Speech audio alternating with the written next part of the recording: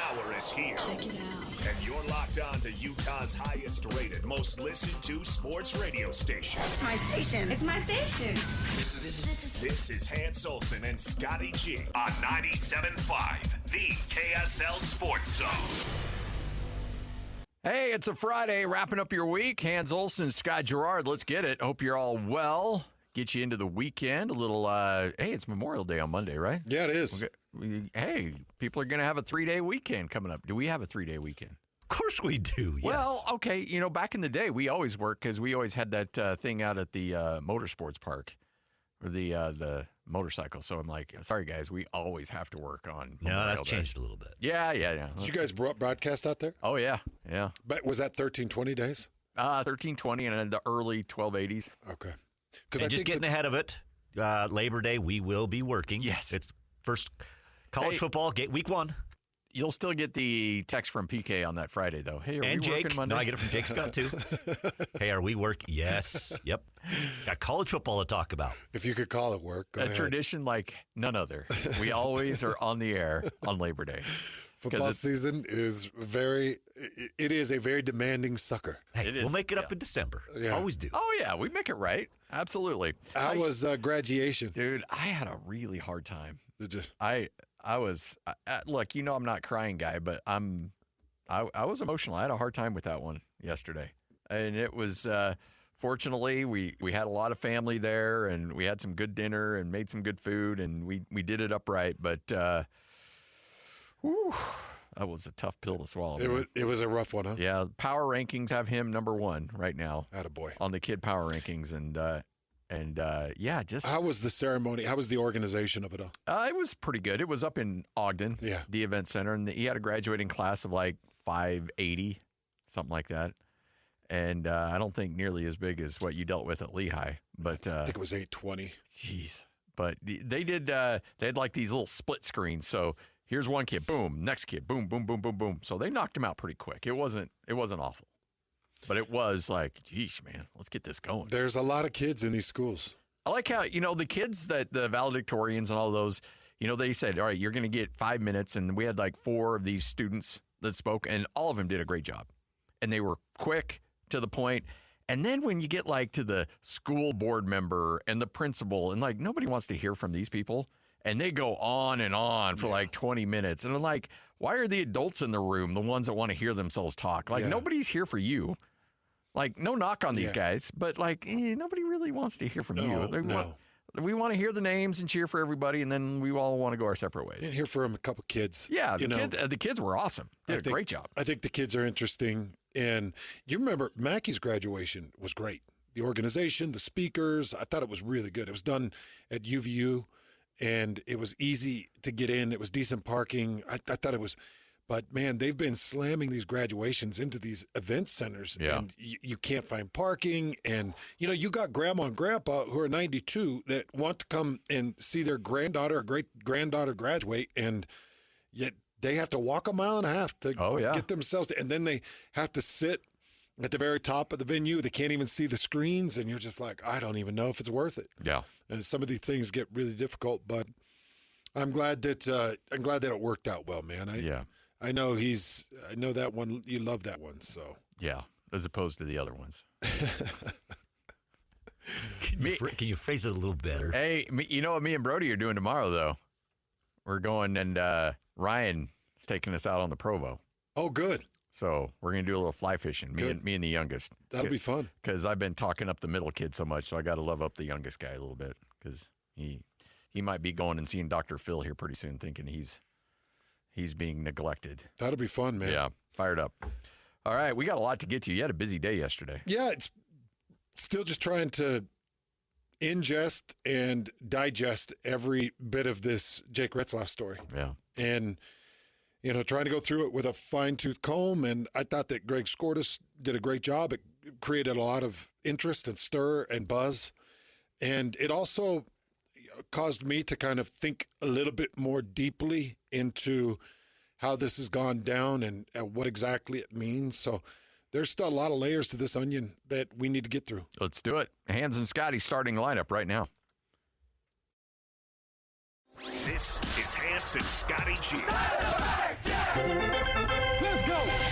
kickoff is set, and it's time to kick off the show with the biggest topic of the day. This is the starting lineup on 97.5, the KSL Sports Zone.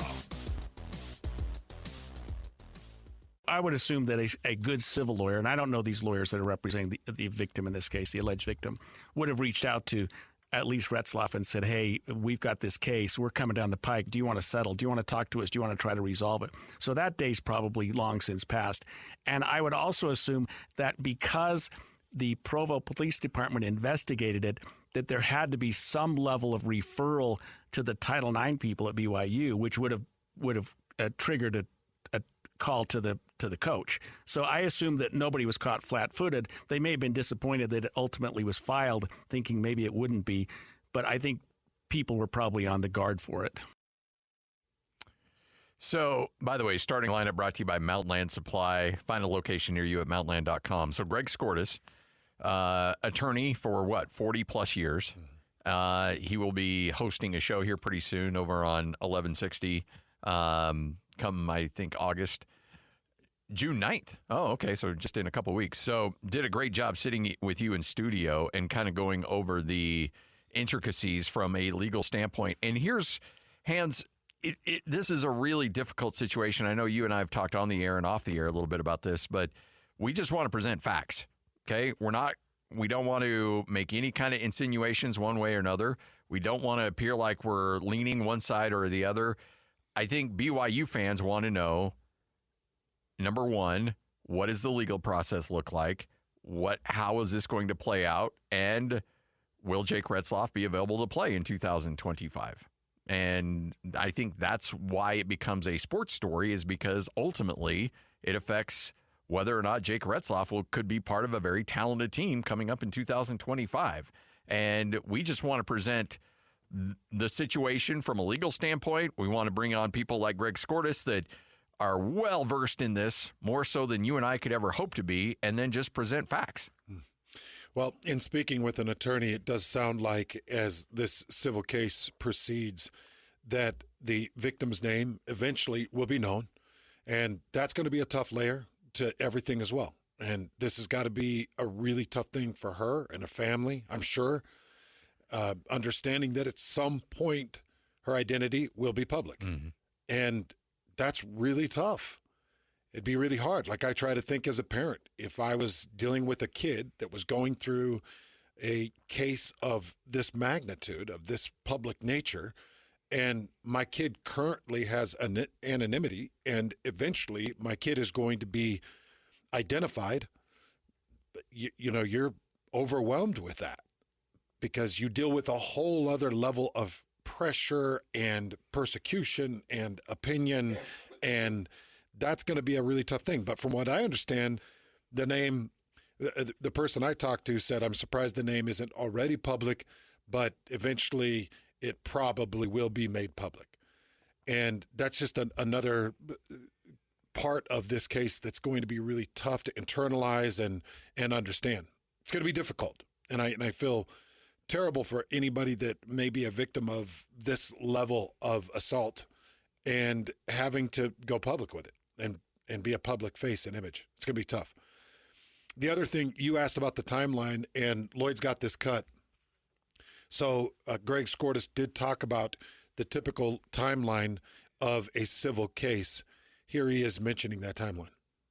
So it's activated now. It was filed yesterday. They filed an amended complaint today, and I was sort of comparing them, and I can't see the difference, but there's something they filed differently. I don't even think Retzlaff's been served yet as attorney, so we're in the very early stages. And a case like this, to get to trial before it'll see a jury, probably not even in 2026. You're probably thinking of 18 to 24 months. A criminal case, they move on a faster track because the Constitution has that whole speedy trial thing. We don't have that in civil cases. And in criminal cases, it's because a person might be in jail. There's no reason to wait 2 years. But criminal cases always trump civil cases when you're in court and there's judges are trying to set trials. So a civil case is going to be not a low priority, but a lower priority in terms of getting to trial than a criminal case.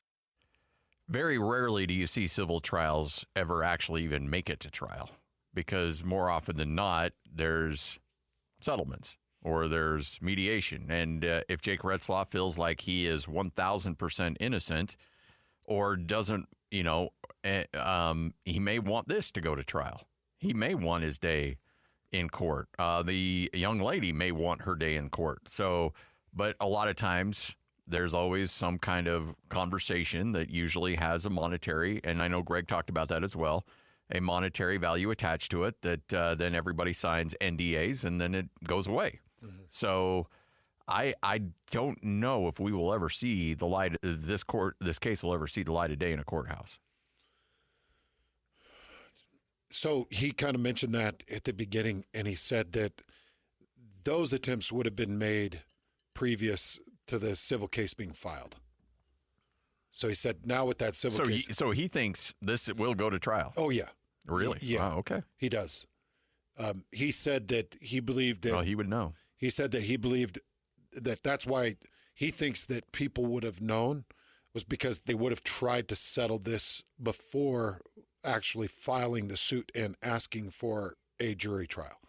So they did, according to Greg, they did request a jury trial in this civil situation. Because I asked him, I said, is this typically jury or is it typically judge? How does it? And he said, well, they've requested jury, and it can be either. But he believed that the mediation or, the settlement would have come well before the civil case was filed, and we would have maybe never even heard of any of this surfacing. Like it could have been just, hey, we're asking for $2.5 million in damages.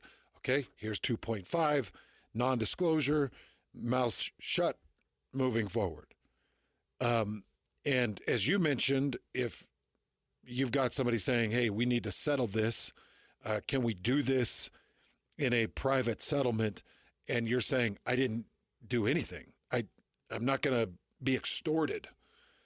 So do what you got to do, and then keep your fingers crossed that calling bluff or, sitting on it and not taking the settlement, that potentially that the case would never be filed. And obviously it was. And like I said, it's overwhelming. And, the hardest thing for me in all of this is there are so many assumptions that one has to attempt to make because you got limited details. There was a release of the account of the incident, but you got so few details, and your brain has to try to fill in the gaps and spaces. And, well, why did they do this? And why did this happen? And then your brain starts working. You're like, oh, I'll just fill it in with an assumption. I'll just fill it in with an educated guess. I'll just make up my opinion of what I think happened in that moment. And I just think that's hideously unfair. And, I've watched personal cases that I have some type of tie to, like a family tie or some type of tie to, where the case gets convoluted and misconstrued. And the next thing you know, it wasn't just a punch. That punch landed this kid in the emergency room and in the infirmary, and he was trached, and he'll never walk again. And in the long run, no, it was just a punch. It's like, no, he was punched. Yeah, but there were these words that were exchanged, and this happened, and this is what caused it. And it's like, actually, no, it was just supercharged emotions. And it's so wrong. It is human nature, isn't it? That we all take the information that we have. It's human nature. We take that information and we're like, I'll make my own case. The problem is you and I on air in a public setting, we've got a responsibility. And it's really tough to make those assumptions. And that's why trying to stick to the facts, and the facts are really limited. We don't have any facts that are presented from Jake's side. We have facts that are presented by the potential victim. Yeah, what they believe are facts. Yes. Yeah, or what they are claiming are facts. Right. Yeah. And so, as Greg Skordas said, we are so early in this that trying to draw much from it, it just feels a little irresponsible. But it is, again, it's human nature. I get it. I understand why people do it, because they feel intelligent. And they're like, well, I've seen these cases before. Of course the police told her that. Or of course the police didn't follow through with this. Or of course they were in this scenario or this setting. And your brain just takes you there, Scotty. And it's horrible to do. Because if these things, as the account reads from the victim, if these things occurred, as I asked Greg Skordas, I said, we saw OJ have a criminal and then a civil, and he lost the civil, won the criminal. I said, can you have a civil and then a criminal? And he said, not very often. If I'm not mistaken, Lloyd, wasn't that his answer? He said, not very often. Will you have a civil and then criminal charges? Does he think that, so he doesn't think the likelihood of at this point there becoming a criminal element, he thinks is pretty slim. He did. At least that's what I drew from his comments. Yes. And, Greg did a great job of reading what he could as far as the victim's account and the first statements from Retzlaff's attorney. And, he was trying to take in as much as he could before he jumped on air. But I thought he did a really good job of trying to unroll and display the facts and what he understands to be the way law works. But even in that, Scotty, even in just a simple civil case, there are just so many unknowns and inaccuracies. Yeah. And people are trying to leverage their side. I asked him, I said, what is the whole cause of a civil lawsuit? And he said, money. That's it. Money. Oh, yeah. Yeah. It's not, you're looking for financial damages. Yeah. You didn't get the punishment you wanted from the judicial system, so there's an avenue for you to get your pound of flesh this way. The other thing that I thought was interesting is in a criminal case, you've got to have 12 of 12 jurors. In a civil case, I think if it was at 60%, I think he said, I think it was 60%, and you're guilty. Yeah. And you owe, whatever damages the individual is seeking. So it's much easier to win a civil case. Much easier.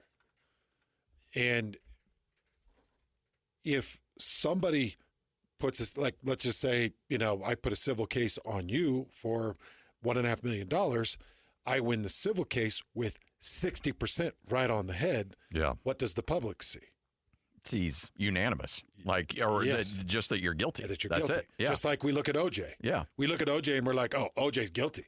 Guilty as sin. Now, we all feel that, right? Yeah. And he didn't take a civil case to figure. And he hasn't much admitted it, but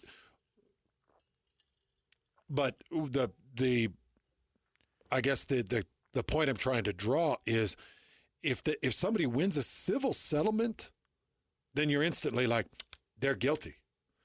But the problem is if he's guilty of what she's claiming, $1.5 million or $800,000 or $200,000, that's not enough. Yeah. If he did what she's claiming, oh yeah, money's not enough. Well, if everything she claims happened, if her story is 1,000% accurate, then he needs to go to prison. But, is 50% of that accurate? Is 75%? I don't know. Is zero. Yeah, you're right. And that's the thing. That's what my big question from this, and I'm not making any accusations here, I just have questions, and because of the fact that I call games for Utah State, I'm very keenly aware of the Title IX office and all of that. Somehow, yeah, you've been through there's a breakdown in communication somewhere between because Greg Skordas is saying because of the Title IX offices, the coaches had to know because the police have an obligation to tell the university. The university then has to get the Title IX office involved, and the Title IX office has to get the coaches involved. So he's assuming all of those steps took place. But if the coaches don't know what happened, or if they're taken by surprise, then there was a communication breakdown somewhere. And so that's what's going to be interesting to figure out is who knew what. Because if the coaches and the Title IX office knew something, and this happened back in 2023, and nothing came of it, then then you're getting the Department of Justice saying, "Ooh, wait. That's what got Utah State in trouble, is because there wasn't quality communication. It wasn't that anybody was doing anything horribly wrong. It was that a lot of people were doing, at first people were doing things wrong. And then what really broke the camel's back is that there were a lot of people just doing their own thing. Allegedly Blake Anderson having his own investigation, and he wanting to talk to people when he wasn't supposed to talk to people. People were just doing their own thing and not working together as a cohesive unit, and that's a big no-go when it comes to Title IX these days. Yeah. So I'm curious. That's what I want to know more than anything. And so that's constantly what I come back to, which is I don't like Greg Skordas has been doing this for 43 years. So he's seen a lot of trial. He knows law better than anybody in the state. Yeah. Has to. 43 years. Yeah, 5 decades. So I tend to lean on what he says when he says, no, this would have triggered Title IX. Title IX would have alerted the academics and athletics departments, and it trickles down. Honor code, and everybody eventually finds out. I don't know. I just don't feel like that's a safe assumption. Honestly, I don't think it's a fair or safe assumption. Because how many times were we headed here to do a show and we get a text and it's like, you're supposed to be on remote, and we're like, what? Where's the communication here? Well, everybody else assumed, Hans and Scotty knew. Well, we didn't. And, sometimes when you think somebody should know, you just assume they know, and you don't even care to reach out. And it might be a very important thing. Like, it's important that we are where we're supposed to be when the clock strikes 12 and the mic cracks. We're supposed to be there. And sometimes communication falls through. It's just, it happens. So that's what's so difficult. Nobody can just assume that the athletics department knew. They can't. Can they? No. You can't. No. Until you pull every form of paper trail and you run a deep, thorough investigation and you really get to the bottom of it through investigation and hard proof, I think it's highly unfair to say one way or the other. Yeah. I just don't think it's right. Yeah. And the other element, too, is with BYU being a private institution, there's no public records access. There's none of that. So we may never know if there was a communication breakdown because BYU, frankly, doesn't have an obligation to tell anybody or release any statements on what the communication process was like. So I don't know. So we may never know unless, which is another reason why, I know Greg thinks that the likelihood of a trial is pretty significant, and he would certainly know more than I. But I mean, we were in the middle of the Kobe case, and they got the settlement done, and that's why that thing went away as quickly as it did. And we were right in the middle of a trial, so you can come to a settlement at any point and end it. And so when you get discovery, then you have to release records, then you have to release communication, then you have to release all that stuff. And so that's why I still think, I don't know if this goes to trial, but if it does, there's going to be a lot of people disclosing a lot of information that probably they don't want to disclose on both sides. I want to play this for you just quickly here at the back end of this segment because I want you and others to hear this. This is me going back and forth with Greg Skordas about the O.J. Simpson situation where you've got a legal and then you've got a civil, and can one precede the other? This is his thoughts. Now, one of the higher profile cases that I've ever heard of a legal trial and then a civil trial was O.J. Simpson. Exactly. And it is possible to lose a legal trial and win a civil, because that's exactly what happened in OJ's case. And it's exactly for the reason we talked about a minute ago, because the standard of proof in the criminal case is so high, the jury couldn't reach it. But they didn't have to get that much evidence in a civil case to win. You know what I mean? So in a criminal case, man, you have to have the unanimous jury find there's no doubt that this occurred. In a civil case, hey, we'll take 2/3 and did it more likely than not occur. Does that make sense? That does. So it's a lower standard of proof. That's why you could win one and not the other. Okay, so we saw OJ with a legal first and then a civil. Right. How often do you see a civil and then a legal? Rarely. And in this case, just specifically talking about this case, in as much as it's alleged to have occurred, I think in November of 23. That's correct. You would think if they were going to file the criminal end of it, they would have done so by now. This state's clearly had enough time and evidence and wherewithal to pursue it criminally. My guess is the fact that they haven't means that they probably won't. But they still could. They still could. It would just seem that that's unlikely. There has been I don't want to say a precedence, but an occasion where that did happen, where now I don't know if there was a civil trial threatened, but several young women who we found out later because he was found guilty accused Tory Green at Utah State of rape. And I believe we saw nearly 18 months, and there were many occasions where police there declined to investigate and to make charges. And the Salt Lake Tribune got involved and got those stories out there, and they reopened the case. And then there was an effort to investigate, and then he was found guilty of those. So there might be a hope from this young woman's perspective of, I didn't get the criminal element to go forward. If I press this on a civil trial and I get public pressure, I get newspapers reporting about it, I get reporters digging deeper into this and releasing that information, maybe that provides the incentive for police officials to reopen the case. So I know that happened with Tory Green. They were not going to press charges. They were not going to pursue him from a legal standpoint until it became public and these young women went forward and said, hey, we're not getting justice.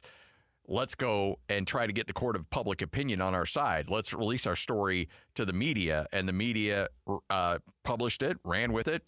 And all of a sudden, police officials up there said, we probably should reopen this. Can I just tell you, my heart aches in these situations, Scotty. It just aches. It aches for the victim. Yeah. If the victim statement is accurate. It aches for Jake if the victim statement is inaccurate. My heart ached for Jerry Bovee because I know he's a good man.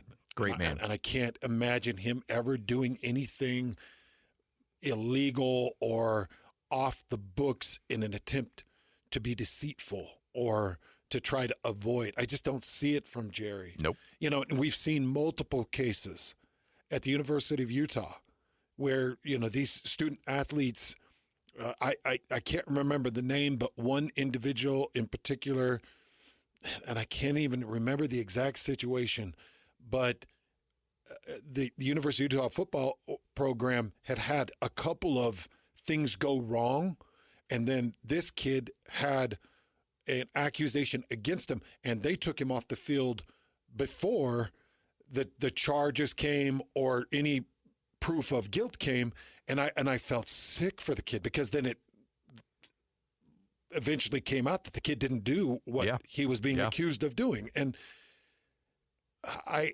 just feel sick because you and I have been accused of things we didn't do. Yeah.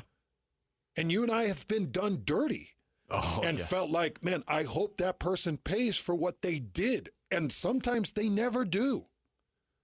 And, you know, this is just one of those situations where we don't have a freaking clue. We know what a witness said, we know what the victim's statement was. And we know some of the original opening release. But all my heart and mind can do is just hurt for the victim and feel anger towards whoever the perpetrator of this activity is. Yeah. Yep. I mean, if it's a false accusation, then she should go to jail. If Jake did the things that she's claiming he did, then he needs to go to prison for a long time. I mean, I hate this stuff, man. I really hate it. I hate it. I hate that we have to talk about false accusations because they are out there and they're real. Yep. And again, not saying this is one. Yeah. No, I'm not. No. This will play out. But the problem is what Greg Skordas said. It could be a 2/3 decision. Yeah. All right, Hans and Scotty, 12:35, went a little long. Coming up a little bit later on, Craig Bullerjack will join us coming up at 1:05. Funky Comedina joining us coming up at 2:05 as well. We'll chat some NBA with him. Great NBA games. It's all straight ahead. 97.5, the KSL Sports Zone. You're locked on to Hans Olsen and Scotty Cheer. That's right. Yeah! On 97.5, the KSL Sports Zone. Hans and Scotty, 97.5, the KSL Sports Zone. Hey, it's a Friday. Let's give away some tickets, shall we? Caller number 12, 801-575-ZONE. That's 801-575-ZONE.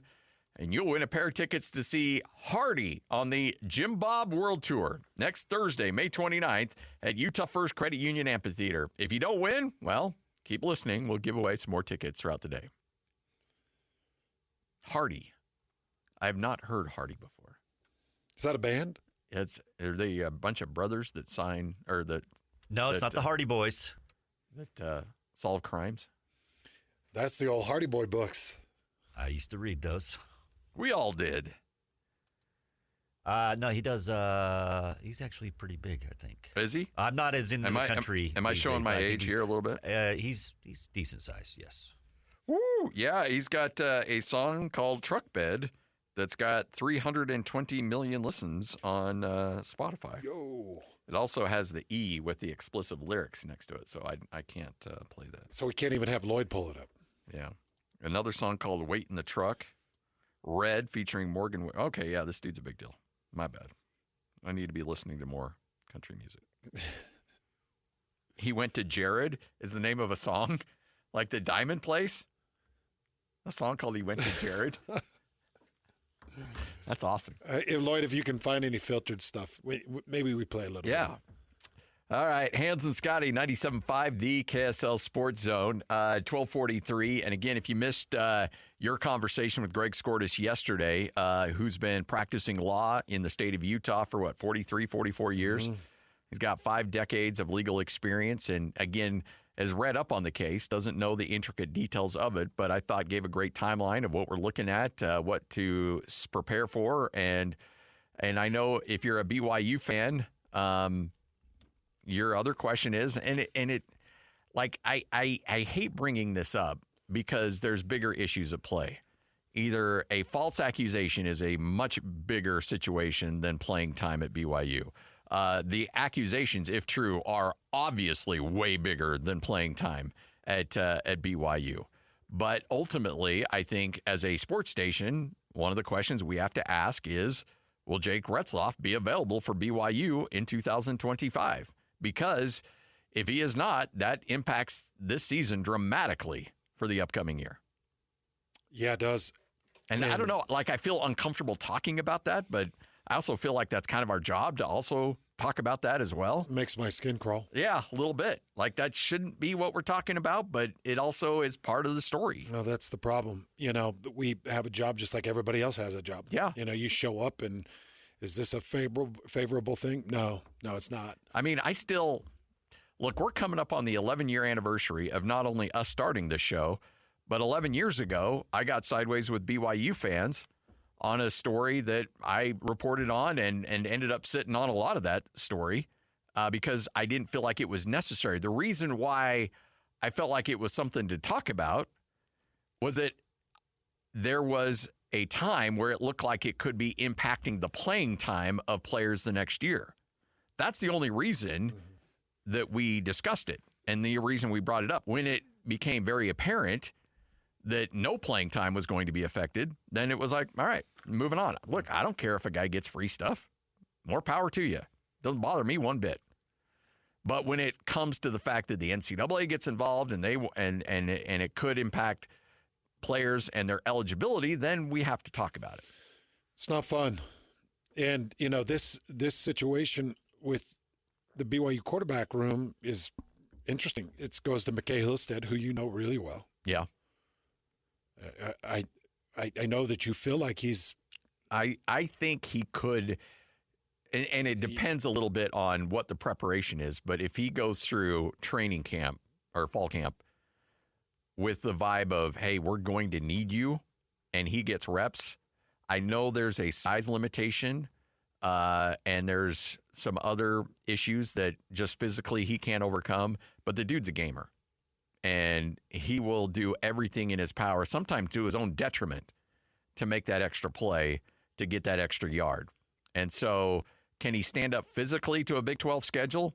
I don't know. But I do know that if I'm in a foxhole and I want somebody next to me, it's going to be McKay Hillstead. Yeah. The dude is just a flat-out gamer. Right. He's kind of a Britton Covey-like, but quarterback. Yep. Where there's certain limitations, but put the ball in his hand and he'll go do work for you. And then you got Trace and Boguet, who's a bigger quarterback, 6'2", 210, 215 pounds. And he's been around the game for a long time. He's in his junior year. So he's been around. He's been in the program. I think he understands what's expected of him. And then you've got this Bear Bachmeier, the kid that transferred from Stanford. And, you think about so many things, and it's like, we saw BYU making dramatic moves in the world of basketball. Yeah. And we saw, and as you know, as everybody knows, there were attempts to get big names in football that fell apart. But there were attempts, and none of those names were a quarterback. And so, I look at the quarterback room right now, and I'm like, no pun intended, it's a little bare. Yeah. Yeah. And I don't think it would have been. No. That's one thing that I look at, and I'm like, BYU had a lot of money, and they were getting a lot of talent. And I look at the quarterbacks, I'm like, there's three guys, and none of them have the level of rep that you would like. I know that McKay Hillstead, was that 2 years ago? That McKay Hillstead, what did he get, 4 starts? Maybe? 4 or 5 starts, yeah. 4 or 5 starts. Yeah. Probably played in 6 or 7 games. Yeah. This is a cupboard that's just more empty than you would think it would be. Well, and that's another element where it feels like BYU from a coaching staff was taken off guard by this, because resources are not an issue at BYU right now, as we've noticed over the last year in terms of being able to go out and be in the running. And there were a lot of great quarterbacks that were available on the open market, and we saw BYU stockpile in a lot of positions, but we never really heard BYU even trying to get, like a lot of times you're like, oh, BYU and Ole Miss and this school are your final 3. We didn't hear about that with BYU and quarterbacks because they felt like probably they didn't need to. Like, okay, we got Jake Retzlaff, who played, correct me if I'm wrong, he played every game last year. Game. And so he held up physically last year. All right, if we can do that again this year, and we've got Hillstead or the Bachmeier kid that we can kind of groom and get to a point where if they need to fill in a game or two, we'll be okay. But Hillstead has shown that he's can withstand the physicality of an entire Big 12 schedule. So hopefully it's not gone for an extended amount of time. He should be fine. We should be fine. Let's use our resources and go build up at wide receiver or build up the defense or those elements. Which is what we saw. Which is what they did, yeah. I'm perplexed, Scotty. If it wasn't my job to not be speechless, I would be speechless. Yeah. Because nobody can explain to me why the quarterback room doesn't have a $3.5 million transfer right now. Yeah, because BYU had the capability of doing it. Yeah. They absolutely would. Yeah. I can guarantee you that. Oh, yeah. So it's crazy. It's hard to believe, but I do feel like McKay Hillstead would be given a bit of a nod. Yeah, interesting. At the beginning of camp. All right, 12:50, what you may have missed coming up next. We'll talk NBA and Utah Jazz with Craig Bullerjack. We'll talk to anybody and everybody. Craig Bullerjack will join us at 105. Hans and Scotty, 97.5, the KSL Sports Zone. Looking for the latest on the Jazz, Utes, Cougars, and Aggies? Yeah. We've got you covered. This is Hans Olsen and Scotty G on 97.5, the Sports Zone. Hans Olsen, Scott Gerard, 97.5, the KSL Sports Zone. Hans, time for another edition of What You May Have Missed right here on the Zone. Well, it was approved. We knew that it was rumored, but the 12-team college football playoff is going to be moving to a straight seeding model this fall, and that's going to be giving the top 4 seeded teams by the CFP committee. It is going to be giving them the opening round bye. So no longer will it be your different league champions. It's just going to be your top 4 seeded teams. Yes. Oregon would have had a first round bye, and I want to say, who was the other one? I'm spacing the other team that would have had it. Boise State obviously wouldn't, and Arizona State would not have. What is it? Ohio State? Was that the other? No, because Ohio State won it. And remember, the 4 teams that had byes lost in the. But Ohio State would have had a bye. Yes, Ohio State would have had a bye. Yeah. Okay, sorry. Yeah, that's my bad. I thought it was Ohio State and Oregon that probably would have had a bye in that situation. So it comes down to the 10 FBS commissioners and then Notre Dame's athletic director. Of course. They always got to throw that in. That constitutes the CFP's management committee. So they came to an agreement. It had to be unanimous. And they came to an agreement to move it to this seeded label. I think it's the right thing to do. I 100% believe it's the right thing to do. And I would still love to be a conference champion and be in the college football playoff as a 5 seed or a 6 seed. That's fine with me. Yeah. But just give me a seat at the table. That's all I want at this point. But the college football playoff committee feels like this is the right thing moving forward. Probably should have been this from the jump. I don't know if Boise State needed to get themselves a bye. No, that was and guess what, Boise State? You ruined it for everybody. I kind of wonder if it wasn't that. This is a Boise State rule. And because Boise State, got dump truck too. Yeah. So, not good. All right, Hans and Scotty, 97.5, the KSL Sports Zone. Craig Bullerjack joins us next right here on the Zone.